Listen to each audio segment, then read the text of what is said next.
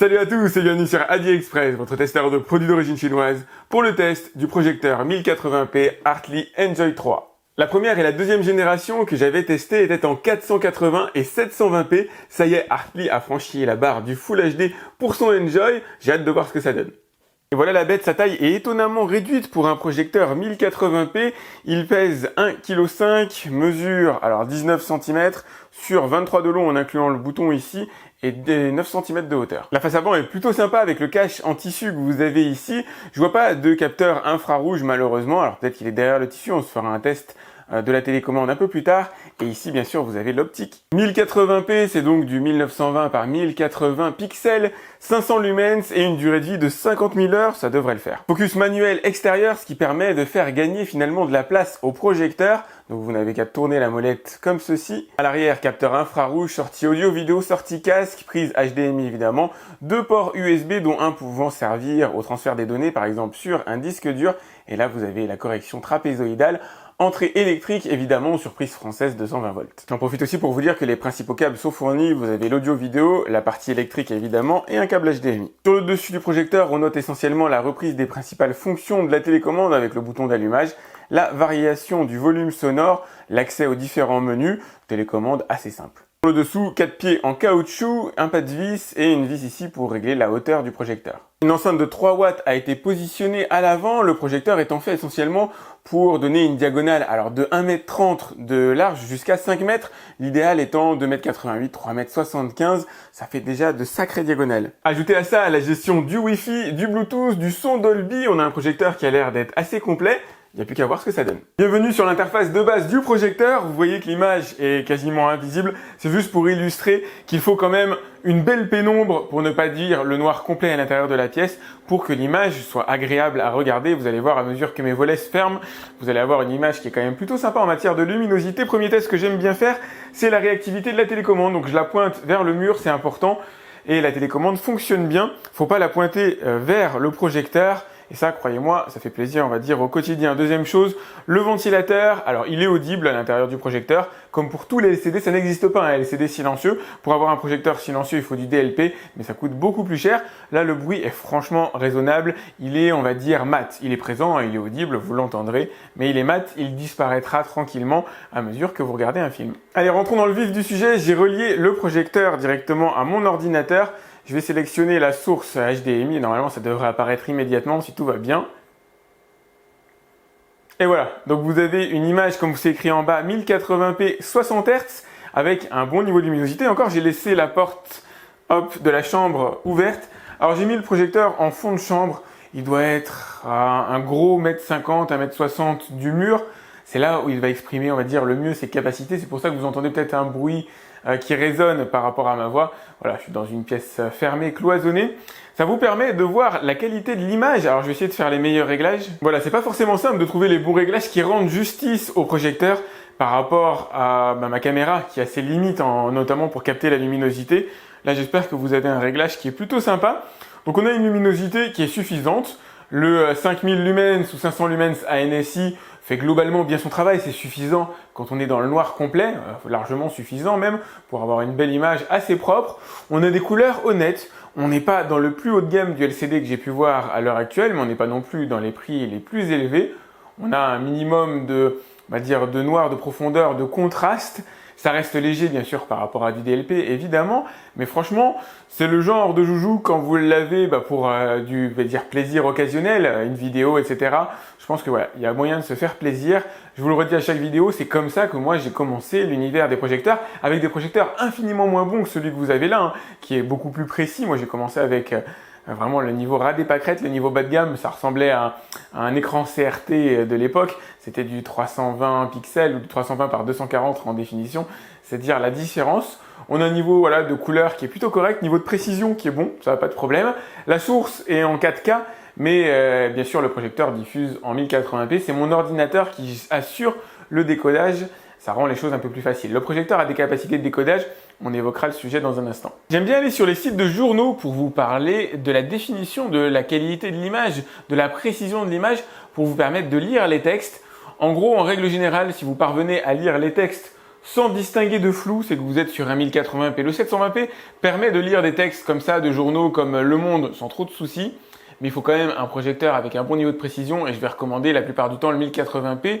Alors pour lire du Word, pour lire, comme là je suis en train de le faire, des pages internet, pour travailler sur Excel, sur PowerPoint, il faut quand même de la précision. Donc pour le coup 1080p s'impose. Attention, pour le PowerPoint, si vous vous dites que vous allez utiliser le projecteur pour faire de la projection alors publique, semi-publique, par exemple professionnelle, malheureusement ça ne va pas le faire. Tout simplement parce qu'il va manquer de luminosité. À moins d'être capable de faire le noir complet dans le bureau dans lequel vous allez faire la projection, ça passera pas. Il faut vraiment avoir plus que de la pénombre. Il faut quand même avoir le noir assez prononcé pour avoir une bonne qualité d'image, sauf si vous rapprochez le projecteur du mur. Si vous le mettez à une distance voilà, d'1 mètre, 1 mètre 20, vous aurez un niveau de luminosité correct pour faire de la projection en pénombre, mais jamais de jour, jamais en plein jour évidemment. Là en tout cas la précision des textes est bonne. Alors les textes sont écrits très fins, donc c'est un peu normal que vous ayez du mal à les distinguer. C'est écrit plus épais ici sur Le Monde et normalement là vous devriez pouvoir le lire sans souci. Allez, bienvenue sur Far Cry 5 pour évoquer la partie jeux vidéo et j'ai été étonné, l'input lag, c'est-à-dire le temps de latence entre le moment où vous effectuez une action sur la souris et sa répercussion à l'écran est vachement faible. C'est un des meilleurs que j'ai pu voir à ce niveau-là. Donc dans l'absolu, vous pouvez vous en servir pour jouer aux jeux vidéo, PlayStation 4. Alors la 5, je connais pas trop la compatibilité, mais voilà, Xbox, Switch, tout ça, normalement ça devrait fonctionner. J'ai pas toutes les consoles de jeux vidéo pour le tester. Là, c'est un jeu vidéo mis sur mon ordinateur. Effectivement, ça marche plutôt bien. Allez, je vous montre encore quelques images juste pour le plaisir. Il y a beaucoup de séquences sombres à l'intérieur de ce jeu vidéo. Et là, ce que moi je vois à l'écran, c'est plutôt sympa. On arrive bien à distinguer les détails des personnages. Alors vous allez voir quelque chose de beaucoup plus sombre que ce que moi j'ai malheureusement. Ça dépend de mon appareil photo. Je vais essayer d'éclaircir un petit peu. C'est dommage à ce niveau-là, mais il y a vraiment un niveau de luminosité et de contraste surtout qui permet quand même de voir pas mal de détails et ça j'apprécie. Enceinte de 3 watts à l'intérieur, je pensais qu'elle était devant le projecteur, mais non en fait elle se trouve à l'arrière, ce qui n'est pas dramatique, hein. Il y a une reverb qui se fait sur le mur à l'arrière et qui permet d'avoir un peu le sentiment que le son vient de l'avant. Bon, on a quand même le sentiment que le son vient de derrière, c'est pas miraculeux, mais ça va, ça reste ténu. Le son est honnête, c'est plutôt propre. Alors bien sûr il n'y a pas de profondeur, il n'y a pas de basse. Il n'y a pas véritablement de grave, il n'y a pas vraiment d'aigu. L'enceinte est faite pour le médium. Voilà, ça s'arrête là. Mais vous pouvez brancher un clip Bluetooth dessus. Là, je vais vous faire écouter un petit peu le son.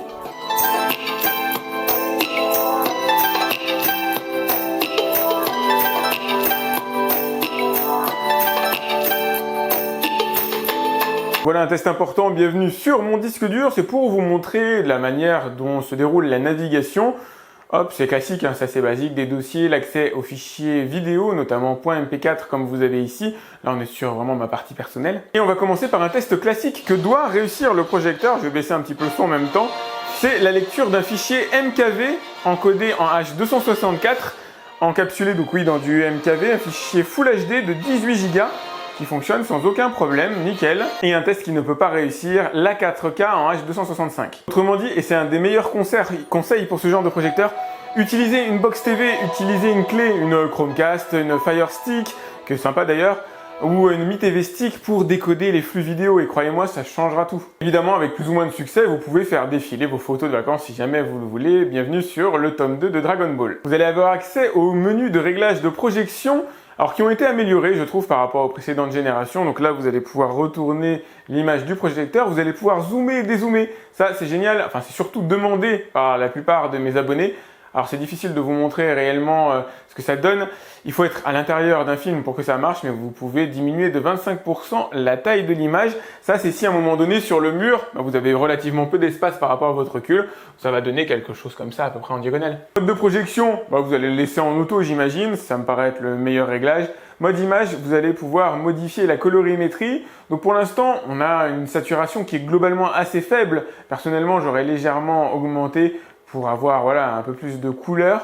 Pour le reste, c'est globalement bien réglé. La netteté est tout à fait propre, le point se fait assez facilement. La luminosité est propre aussi. Il n'y a pas vraiment lieu voilà, d'aller l'augmenter. C'est pas ça qui vous permettra de projeter de jour, hein. C'est des petits réglages supplémentaires. Vous allez pouvoir régler la langue, évidemment, si vous voulez l'adapter à un public qui n'est pas français. La mise à niveau automatique, donc c'est-à-dire la mise à jour du projecteur, même s'il ne faut absolument pas compter dessus. veille automatique, alors moi je l'ai beaucoup utilisé à une certaine époque, ça c'est clair, c'est toujours pratique. Le réglage Bluetooth et le Wi-Fi avec le Wi-Fi 2,4 et 5 GHz pris en charge. Là, je suis connecté en Wi-Fi 6. Alors, le projecteur ne gère pas le Wi-Fi 6, mais il fonctionne quand même sur le Wi-Fi 6. Et là, ça sera surtout pour brancher une enceinte. Il existe une possibilité de vous connecter, alors que ce soit à iOS, Android ou à votre ordinateur sous Windows en sans fil avec le projecteur. C'est rarement miraculeux, mais enfin, je vais essayer. Et voilà, ça y est, c'est fait. Alors, ça fonctionne. Il y a un léger temps de latence, mais bon, il est relativement réduit. Par contre, l'image va être compressée, ça va pas être merveilleux. Pour moi, c'est pas une solution de remplacement par rapport à une clé Chromecast, Fire Stick, comme je vous le disais. C'est pas ça qui va vous changer la vie. Là, j'ai retourné mon téléphone. C'est bien mon téléphone qui est en train de diffuser le contenu que vous voyez à l'écran. Et pour l'instant, ça fonctionne, c'est relativement stable. Alors, c'est compressé. L'image est moins belle que si elle avait été diffusée depuis directement mon ordinateur. Mais la technologie a le mérite d'être là. Après, sa stabilité dans le temps, voilà, encore une fois, pas géniale. Moi, je vous dis, si vraiment vous envisagiez ce projecteur sous son angle sans fil, sans dire que c'est une erreur, la bonne solution, c'est de prendre voilà, une Fire Stick, une Chromecast, ce que vous voulez pour diffuser, un truc spécialisé réellement dans le calcul. Et là, ouais, vous aurez de quoi vous kiffer, vous aurez de quoi vous faire plaisir. Mais ouais, allez pour de la pointe, vous pouvez utiliser la version qui est intégrée à l'intérieur du projecteur. Eh bien écoutez, il est cool et même très cool ce projecteur, c'est une très bonne entrée en matière dans l'univers de la vidéoprojection. Si pour vous c'est votre premier, je pense qu'il y a de quoi se faire plaisir et vouloir persévérer ensuite. L'image est propre pour du LCD, on n'a pas le plus haut niveau de luminosité disponible sur le marché, mais c'est pas le plus cher non plus. On a des couleurs qui sont correctes, on a un contraste idem qui est correct, on n'est pas sûr du DLP évidemment, mais il y a vraiment matière à se faire plaisir avec. Ici, les fonctionnalités Bluetooth Wi-Fi sont appréciables, c'est le décodage du DTS et du AC3 qui m'ont véritablement étonné. Je crois que c'est le seul projecteur que j'ai eu jusqu'ici entre les mains, en tout cas en LCD, non Android, capable de décoder ces deux formats audio. C'est pas neutre, hein, parce que si vous regardez le format audio de vos copies de sauvegarde, suivez le clin d'œil, vous verrez qu'il y a beaucoup d'AC3 et de DTS. Au final, c'est un bon projecteur et à mon avis, vous ne le regretterez pas si vous décidez de l'acheter. J'ai une petite information supplémentaire, il s'appelle YG431, vous avez la référence ici. Donc ça, c'est la référence internationale du projecteur. Vous allez pouvoir le trouver à mon avis sur plein de sites, en dehors de la marque Artly pour lequel je teste le projecteur actuellement. À vous de voir si vous avez envie de l'acheter à l'international ou directement sur Amazon. Je vous ai mis le lien directement dans la description comme d'habitude. J'espère que vous avez aimé cette vidéo. Si vous l'avez aimé, n'hésitez pas à la liker, c'est important pour moi. Pensez à vous abonner à ma chaîne, à cliquer sur la cloche pour être alerté lorsque je lance un nouveau test. Si vous avez des questions comme d'habitude, n'hésitez pas à me les laisser directement dans les commentaires de la vidéo YouTube. Et moi je vous dis à très vite pour une nouvelle vidéo sur AviExpress. Salut!